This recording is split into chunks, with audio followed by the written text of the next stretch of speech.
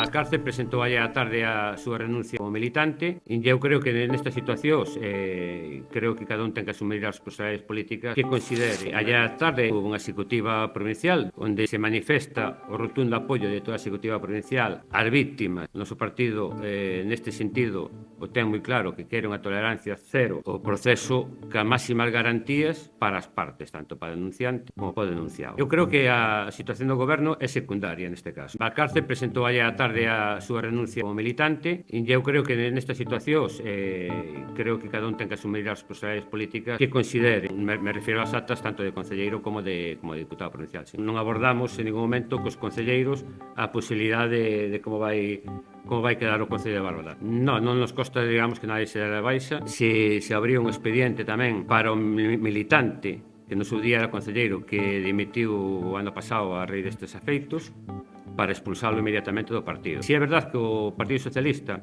é o único partido que se dotou dun canal para este tipo de denuncias, pero tamén temos que ser garantistas co proceso. Mentras tú non teñas unha denuncia no canal ou por outro medio que che chegue, é moi difícil que tú podes actuar. Bueno, os tempos son os tempos. Os tempos que foron aquí en Ourense foron inmediatos. No momento que eu teño noticias desa denuncia, a traslado de distintos órganos do partido, isto que vai en paralelo ou non a un programa que emite unha cadena de televisión, pois non nos ten que condicionar en absoluto o noso tipo de actuación.